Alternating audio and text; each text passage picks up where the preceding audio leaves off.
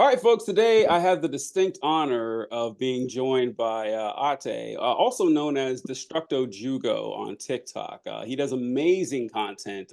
Most of it is going to be media criticism, but there's a lot of heavy political evaluation as well, which goes hand in hand with media. But today I 100%. asked him if he would want to discuss with me the nature of greed and Mm, consumption and capitalism, and how there's basically an inverse relationship between how good of a capitalist you are and how good of a person you are. Like if you're a really bad person, you're going to be an excellent capitalist, but the other way around, you're a good person, you're going to be pretty bad at capitalism. And I thought about this because I first asked him to talk about Elon Musk and thought we'd branch off more. But I remember watching this documentary about Gore Vidal. And Gore Vidal, for those of you who don't know, was a political commentator who died, I don't know, 10, 12 years ago, I want to say. And mm. he was related to Al Gore. They come from the same family. Oh, that makes And sense. he was close with the Kennedys when he was younger. Or actually, he was close with Jackie Onassis, and that's how he became close with the Kennedys. And he was a big believer in JFK. And then he was really disappointed in what happened when he became president because JFK was, honestly, look, outside of the assassination, just looking at JFK's record, it's like not all that impressive, honestly. But Yeah. he, I remember him writing something or making a speech about wealth and how it corrupts the soul. That the more wealth you attain, essentially the less human you become. And that essay or that speech, I can't remember what it was, it kind of set things in line for me because he was talking about these wealthy, rich, and powerful families and how like lizard-like, if actually I shouldn't say lizard-like because the conspiracy theory shit, but how soulless they Yeah. become. And Mm, it made stuff started to make a lot more sense because I remember reading about, monarchies of the past, and the king would die and his kids mm, would like fight wars with each other. They would assassinate their own siblings just to become the king. And I was like, man, you're already rich and powerful. Like you would mhm, kill your own flesh and blood to rise from the number 4 spot to the number 1. But it turns out the mm. wealth is all that mattered to them because that was their entire identity. And I want to know your thoughts about this. Like, how have you seen this in American life, or just human nature in general? That's really interesting. I guess like it happens in multiple. I guess I noticed it in different, like structurally on a wider scale and just on an individual scale, especially like being a content creator on TikTok. And then like at this point, I've managed to make friends with other more successful content creators, and I've managed to sort of like get a sort of glimpse into the life of like real professional content creators. And I see that as they rise, as they get more and more, and these people are making like 20K, 30K, 40, 50K a month. And as they rise and as they get more and more, the sort of frame of reference for what is realistic um completely shifts. You know what I mean? Like when you can afford to pay somebody's, like when you can afford to put a down payment on a home after 2 weeks of working, like your frame of reference for what's what's normal in the world it completely sort of deteriorates from everybody else's. And that's what I've noticed on a smaller scale, but just on a larger scale in reference to multimillionaires and billionaires. I've seen this play out so many. Do you remember when the Hawaii fires were happening Yep. and Oprah and The Rock? Oprah, the I think she's worth like 1 or 2 billion, and The Rock is worth almost a billion himself, 800 million, had the audacity, the gall to get on social media and ask everybody else for donations. They pledged $10 million for the wildfires of Maui, and asked that to be the $10 million from donation money from us. And the backlash was absolutely scathing because can you just imagine the sort of arrogance and like lack of deep empathetical reasoning it would take for a billionaire, somebody who is richer than 99.9% of us combined, to get in front of our faces in a recession at a time in which $100 at the grocery store will get you a carton of eggs and a juice box, and tell ask us for fucking $10 million. That is equal to 1% of her net worth. And it really was especially nefarious is on for Oprah because she owns like thousands and thousands of acres in Hawaii. Oh, I didn't know And that. so Oh no. yeah, no, billionaires love buying land in Hawaii. It's like a really big thing that the native Hawaiians talk about. Not just Oprah, but I think Bezos and Zuckerberg also own like Hmm. incredible amounts of land in Hawaii as well. Yeah, But Hawaii's not I know that that she big. I didn't know that. I was it's not. It's not. oh. It's most of it. Yeah, it's really strange. I mean, it's a beautiful place, and so like they like owning shit. They like taking people's shit, and so like that added a bit extra layer of nefariousness for Oprah to own thousands and thousands of acres in Hawaii, and then ask us for $10 million. And that is not something that is even like remotely on the fringes of Oh yeah, billionaire that thoughts. Like doesn't yeah. it's just regular. Like that's just regular to them. The sort of the idea of like, even though they have enough, they make more than entire countries' GDPs, that their donations, their means of helping always comes from asking us for more, and asking us for what we have. And I think that is a product of, like I said, completely losing your frame of reference You do. for the real world. You do. These people don't live on Earth. You Yeah, can buy a solid gold yacht. You don't live on planet Earth with the rest of us. You know what I yeah. mean? Yeah, it's you were talking about how they're buying land in Hawaii. I didn't know that, but it reminded me of the old Yeah. phrase for investing that the best investment you can make is land because they're not making any more of Mm, it. Like so, land is a fantastic mm, investment. But the thing with how gaining more money, it detaches you from people who don't have money. And it happens, and whether it mm. happens quickly or slowly, you don't realize it. And one thing I talk about that's really sprung me forward into like the leftist cause is that exact same thing. So Mm, my dad was in the army, and my mom had various jobs here and there. We grew up middle class, but uh, mm, they they stayed together. We were stable. We were fine. My dad started a small business and everything like that. We went to college, and after getting out of college, like most, college graduates, I was pretty broke, and I was broke for yeah. several years. I remember one time I had just no money. I just like at all, and I Mm, didn't know how I was gonna make it through the month. And mm, out of nowhere, my parents sent me $500. Hey, we're thinking of you, and that saved my life. I didn't ask damn. them, but not Damn. everyone has parents that can just send them five hundred Mhm. dollars. And Right. as I grew older and lived life and everything, I remember the day I realized that I was no longer checking to see when payday was or like when came through. Mm, Like I didn't care. Like it didn't mm, matter. mm, And mhm. from that point forward, that was like, man, probably 12 years ago.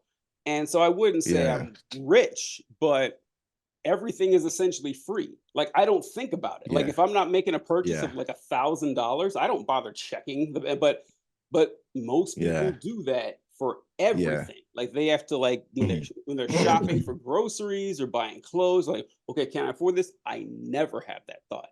And Mhm. it's weird to me that people get, way wealthier than I am and forget everything Mhm. about it. It's kind of like that well, I don't know what that show was Arrested Development where the lady's like, it's a banana. How much could it cost? $5. And Oh they just don't yeah. Oh yeah. they, Oh, I love that show. don't yeah. And Yeah. it's just strange how it detaches you from Yeah. humanity. And like Yeah. you see it in how rich people talk about poor people. They talk about them Yeah. as an inconvenience. They Mhm. talk about them as Mhm. if like, oh well, sucks to be them, couldn't be me.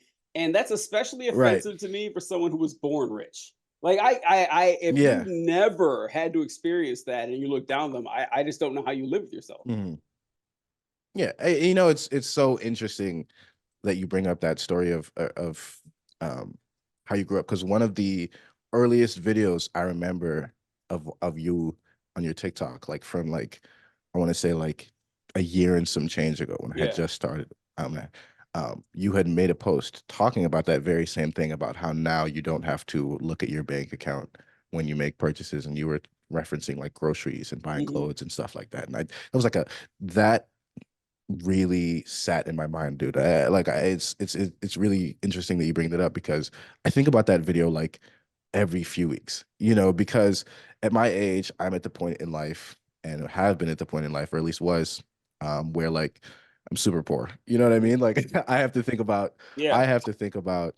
how I'm going to make rent if I would like when I go out grocery shopping and I spend more than $100 on groceries for the week. It's like, ah, shit, I'm kind of behind on rent. And so there's not yet been a point in my life where I don't have to think about my finances when I'm making purchases. But I always thought about your video and imagined how few, like how few and how wonderful of a privilege that is It's to be able to do that. the security of it is just like a weight off that, and that's what Yeah. people, I hate the expression that money can't buy happiness, Mhm. because as an aphorism, yeah, sure, it can't buy Right. true happiness, but true happiness doesn't exist. It's nothing, like no one's ever like, Mhm. oh, I'm happy now, and they're happy for the rest of their life. That's not how the human experience works.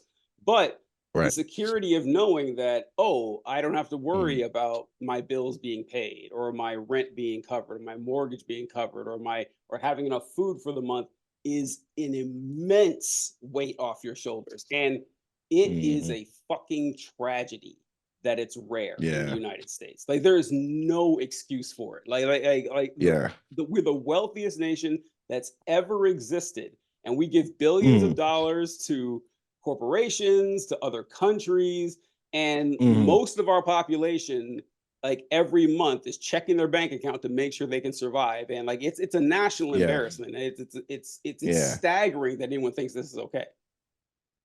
What's so frustrating about it, especially in regard to when we talk about capitalism and anti-capitalism, is that I promise you not as many people would care about rich people or who wants to buy their big fucking mega yacht if everybody had the means to take care of themselves, like Yes. on a fundamental level. It would not be that big of a conversation. Like, I'm not saying there wouldn't be sort of issues surrounding still the exploitation of labor and the accumulation of vast amounts of wealth, but at the very least there would not be this sort of like vitriol and deep resentment for the 1% that a lot of us are starting to feel more and more. Like, remember the submarine incident, dude? Twitter had a fucking field day. It was the Hey, funniest. it was like, I always say the submarine incident was like September 12th, but good. Like it was everyone from all across the country banded together in Yeah. absolute joy. And there's actually Yeah. there's a I don't want to cut you off, but there's a Yeah. content creator, Dystopian Grift, and Mhm. I saw he had like a channel or a Instagram page, and it was called Sub Rides for Capitalists. I was like, oh, that's so funny. That's so great. I love it. Sorry, what were you gonna say? No, but that's exactly my point though, because like just thinking about that makes me laugh. Yeah, And it's right. fucked up. Like it's fucked up. I can at least admit that, like, but you're not gonna see me, and I didn't really see anyone for that matter shedding tears for a billionaire that Right? Yeah. spent, like, what is it, like how many hundred thousand or millions of dollars on a vanity project to go be out like below the sea and get crushed. And the people that did defend were fucking dragged. Like the people Oh, that right. did Yeah. stand up and Get defend, the hell it out was of here. they Yeah. were yeah, See, they were kicked out of town, dude. you know what's funny about that is I remember someone posting a side by side shot of that janky Mhm. ass submarine they went down in, and like James Cameron's submarine that he took down to the Titanic Yeah. like 15 years Mhm. ago or something like that. Mhm. And there it was like James Cameron's submarine. It looked like a spacecraft. I mean, there were Mhm. monitors and shit everywhere, and it cost like 5 times as much, you know.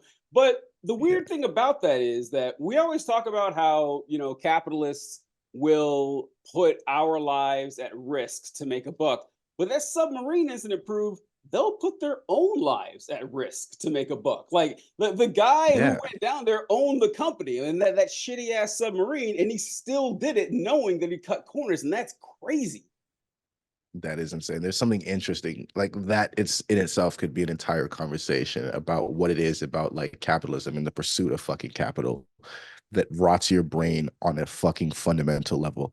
Like just your basic reasoning skills go completely out the window in in search of capitalism, in search of capital. And nothing has taught me that more than um watching Succession. And then like after Oh, watching Succession, going to learn about the fact that in these like this is actually how the corporate world is run. These guys are fucking idiots. Like they're all super duper stupid.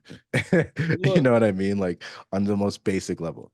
I've never seen Succession, but I've only heard good things about it. It's like everyone I see Good talk show. about it say this is an amazing show, and I haven't seen a clip from it. And so I really need to get into that. And Really? yeah, I mean, if everyone Have you else's seen recommendation wasn't enough, yours definitely would be. have you seen The Big Short by Adam Yes, McKay? yes.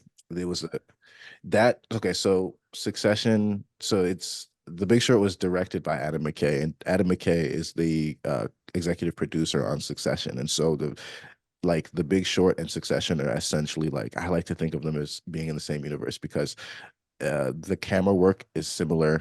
It's like documentary style with like zooming in, zooming out, and characters yelling over each other, lots of swear words, and it's just like it has all the wittiness and sort of like humor of Adam McKay's The Big Short, while being like instead of being about the the financial world, it's about the corporate world, and it's so fascinating because you really do feel like you're getting a glimpse into how America really works for the 1%, because there's this level of dehumanization that you were talking about earlier in terms of like speaking about the rest of us that is displayed by these billionaires.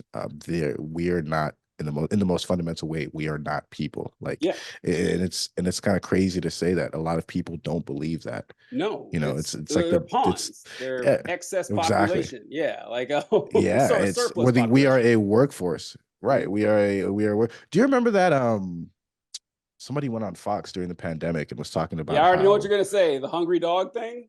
the hungry dog is a good dog, is a working dog. Said it right out loud, They're not man. Like afraid to say that.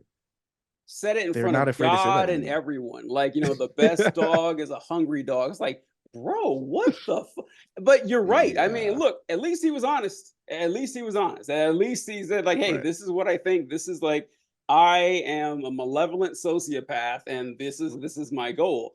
And Um, and they're just nodding. She was just there nodding and I know fucking Laura Ingram just endorsing. Laura Yeah. Ingram. Laura. Uh, Oh the man. when you talked about how it's incredible to watch people throw caution to the wind and do Mm, whatever they can, and don't care about the consequences to try to get money. You know what it reminds me of? It reminds me of dudes what? trying to get laid.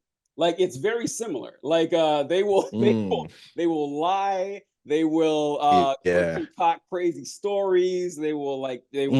will hide shit like just to get laid. It's like, man, you're putting in a lot of work for this, and you don't have It's to. like It's like there are it's other like, do things the in life, ends even justify the means? Like, right? is it Yeah. even worth it? At some point, you're like putting in more than this is actually worth. But yeah, this is it's just a fundamental part of Yeah. human nature. Like we like stuff, and I remember years ago, Mm, I was an army recruiter, and there was this girl who came into our office, and she wasn't my recruit, she was someone else's. And but I recognized her from the gym I went to that was across the street. And so she hung out yeah. in the office sometimes, and I came to find out that she was a libertarian. And Mm, she would talk to me, because we had political conversations and stuff, although her views were insane and shit. But I remember having a discussion with mm, her about money, and saying yeah. that I don't think people should be allowed to have money past a certain amount. And of course, the response Right. is, well, who are you to say how much money another person can have. It's like, I'll tell you who I am. Yeah. I'm a member of the human Mm. race, that created money. Like, money doesn't exist in nature. It's only real because we say Yeah. it is. And so Yeah. also, I'm an American citizen, and my government creates this money. So if we Yeah. created money out of thin air and the government prints Mm. or mints the money, we can control how it's used. That is not a wild concept to Yeah, me. it's insane. Yeah, and we were talking about she had a big problem with the fact that our currency is fiat, and that Mhm. it used to be backed by gold, but now it's backed by nothing. Essentially, it's like it's $1 because they Yeah. say it is. And I was telling her, Right. well, actually, that's there's a reason for that, because if you back your money just by gold, you're limited in how much money can exist by the gold. And in Mm. reality, Mhm. that's made up too, because why is gold valuable? Like why? Exactly. You can't eat Exactly. it.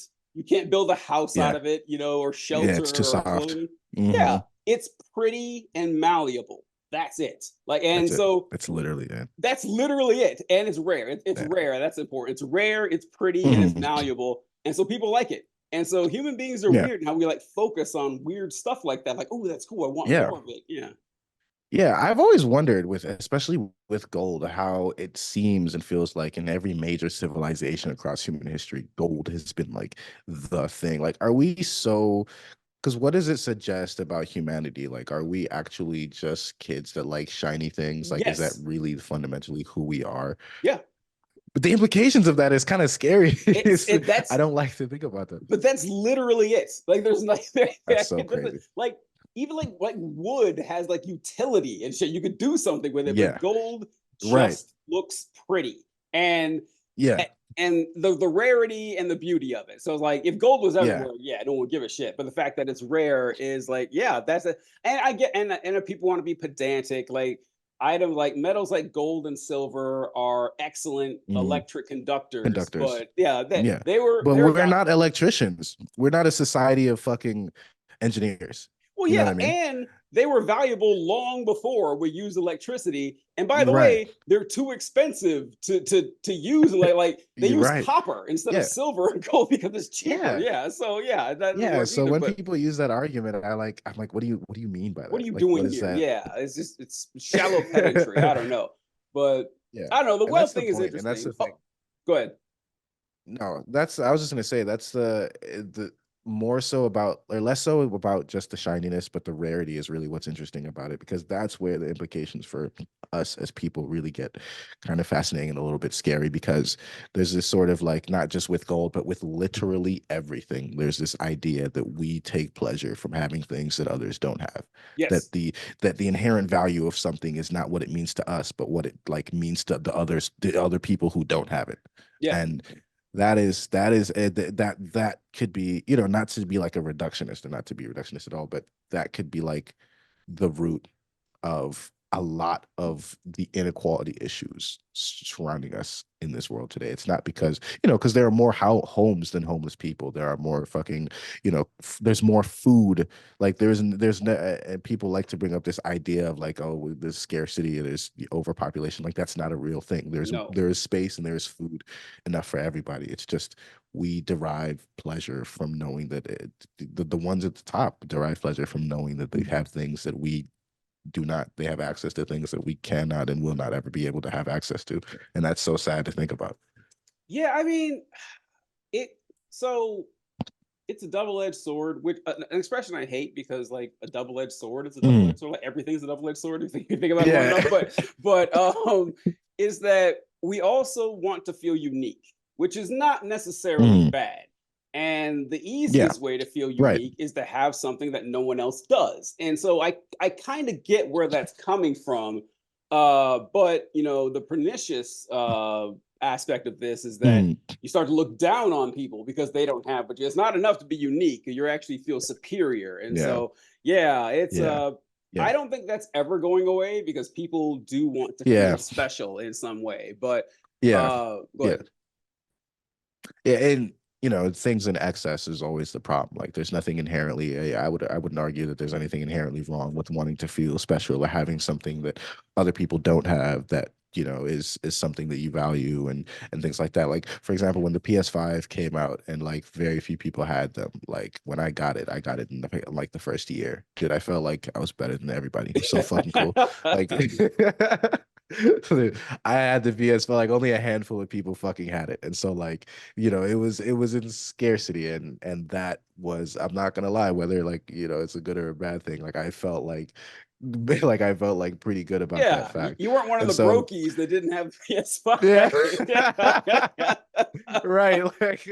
Like I was better than you. Like I was laughing at people still on their PS4s. And that in small scales is all good and fun. But when you enlarge that and you scale it up to things like Yeah, fucking homes, nice homes, access healthcare, to food. healthcare. Healthcare is one of those things that will forever boggle my fucking mind in this country. Like I think that's what we like, take away everything else. Healthcare is one of those things that is the reason that I could never have ever in my life have been even remotely close to being a Republican. Just being the idea of like sitting there and thinking that healthcare shouldn't be a human right, doesn't need to Yeah. be a human right, is insane to Uh, me.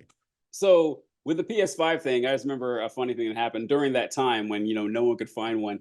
I remember a friend of mine saying that, look, you can't be out there calling yourself a communist if you have a PS5. I thought that was a pretty funny thing. And he said, and the healthcare thing, No, he's right. that is wild. Like, so there are Yeah. two types of arguments against universal healthcare. There are bad Mm. ones and there are worse ones. Mm. There's no third Mm. category. And that's it. And so Right. the fact that millions of Mm. Americans would be like, no, we can't have that. Like that's going to cause it's like Millions. outside of the Yeah. fact that everyone else does it, people we give money Mm. to do it and they do it fine and it works well. And Mhm. I hate when they say that, well, there's waiting lists and wait. So I was like, have you made a doctor's appointment lately? Like, when is the Yeah, last ever? time you made it? Yeah, like, I can see you tomorrow morning. That doesn't happen. And Ever. and we live Yeah. in a world of limited resources. That's just how it is. And so Right. in countries with universal health care, things are triaged on need. If I have a broken Yeah. arm, I'm going to be seen quicker than I have a sprained ankle. In this country, Yeah. we're prioritized by money. How big is your wallet? Yeah. Then you can get seen How pretty big is quick. your If it's wallet? not, we'll see what can happen. Exactly. We'll see what can happen. And that's really the messed up part of it. And also, fuck, I just forgot what I was gonna say. Healthcare, The PS5s, money. healthcare PS5 money. It was about healthcare. Shit, I literally just had it. Oh, yeah. What I like to do, especially when I have conversations, which isn't super often, with people who are against sort of the idea of universal healthcare, and just in general, when I have conversations with conservatives, is like I like to follow them. Like I like to follow their arguments to their conclusion. So I don't argue back until they've made their actual point. Because saying, oh, we can't have healthcare, that's not their actual point. No. That's not really sort of like the core. Saying even the little arguments they bring up, they'll say, that's too expensive. Okay, I'll say, okay. And so what? Like, well, what's too expensive? And they'll say, no, it's because, super long waiting lists. Okay. Well, why shouldn't, like, I'll probe deeper. Well, why does that mean? I'll say, sure, it's really expensive. Why does that mean it shouldn't happen? Sure, the wait list will be long. Why does that mean it shouldn't happen? Because on 10 times out of 10, when you follow them to their conclusion, they're going to end it at, I just don't believe some people deserve to get Exactly. treated. That's where it always ends up. Some people 10 have times out of proven 10. themselves worthy of having health care, by the job that they have or the family they come from, Right. and other people have not. And the too expensive thing, what was I going to say about that? That it costs too much. Oh yeah. So I love the argument that it's too expensive. One, because that turns out it's actually cheaper. But even ignoring that, they'll be like, "Well, Right. we'll lose so much money on it." I was like, "Okay, tell me this: how much money does the police department make? Like, how much money do fire stations make? How much money does the U.S. military? It doesn't make any money because it's a service. Like that's why it's there. So let's say it did cost more money than that. I wouldn't care. It's a service. Like it exists to serve It's a us. service. And so, yeah, Right. it's just like it's so weird. Like it It honestly, is really strange. it's a testament to the right Mhm. wing that they've brainwashed this many people to like think against their own interests. Like, bravo. I mean, good No, job. You seriously. guys No, did a no, great work seriously. on that. No, like I can understand anti-wokeness, whatever the case may be, this and that, but Yeah, to have brainwashed millions of Americans to believe that because these are poor people. I mean, these aren't, right? when the average person you're arguing with against healthcare isn't fucking Trump. They're not Yes. rich themselves. And so they're arguing against themselves, their family, their friends, the people in their community. They're arguing that they don't deserve healthcare, that they don't deserve to be treated in like human beings, and they're So doing that work diligently. So what's funny about this is, as you all know, that red states and rural areas are the biggest recipients of federal funds and from assistance, health and human Yeah. services, and a lot of Republicans that applies to them. They're on food stamps, Section 8, or whatever. Hmm. They still vote Republican. And I Hmm. remember talking to a friend of mine during the COVID pandemic, and Trump sent out stimulus checks, and I was like, Hmm. okay, so is this good? Like, are you fine? Because I think that's a good idea. Like, are you okay with that? And he says, well, yeah. And I said, okay, but your entire philosophy is that the government should Hmm. never, under any circumstances, give people free money. Why is it okay? And he says, well, Yeah. I'm okay with it now because people are looking for a hand up, not a hand out. And I just rolled Oh my my eyes. God. And what it comes down Oh to Lord. is they think they're deserving of it, but certain Mm. people are not. That's what it comes Yeah. down to. And it Every always time. comes down to that. It's kind of like when you talk to people about universal basic income and you Yeah. say, well, listen, if people had universal basic income, they just sit on their asses all day. And I always ask them, okay, let's Mm. say that it's hypothetical. Let's say you were guaranteed, say, $35,000 a year. Like no matter what you did, you got that money Yeah. every year. What would you do? And the answer is always, well, I'd work on something that I enjoyed, or I'd Hmm. find was like, okay, so you Mm. would be productive with this time. Everyone else, though, would be lazy Yeah. as hell. And sure, there would be some lazy as hell people, but for the most part, Yeah. you are not going to sit in one room all day for 50 years. That's not Yeah. how we're made. Yeah. It's crazy. Yeah. And it's so funny because that was the major argument when that was a conversation. And I would always think like, do these people have any idea like how humans work? We are No, not designed mentally or physically to sit in the same spot. Like nobody can do that. Yeah, there are a few outliers yeah, as with everything, but we would all find something. Like you don't tell me you don't you would go on walks, you would read books, you would write books, you would, what I'm saying, you would like experience life in a way that wasn't just tied explicitly to you'd labor get a and fucking job. coming home. You You would get have it. you would do You do something. you would do Yeah. something. And the best example of this is like actual like Donald Trump's kids don't have to Mhm. work. They don't. They don't have to do Yeah. shit, Yeah. but they do something. Like they find Yeah. something to do. Now, unfortunately, it's a horror show what they decided to do, but they could sit home for the next 40 years, not do a thing. They don't do it because they're people, and people Yeah. need to find meaning and they need to find purpose. They have to go somewhere with this. But Exactly. anyway, Yeah, it this really segment's been goes really for long, but every child. I appreciate this, man. Thank you so much. Yeah, for sure. Those of you who haven't How long has it been? seen Destructive Jugo's account, please check it out. It's fantastic. His moniker's been up there, and thanks for being on the show, man. I appreciate it.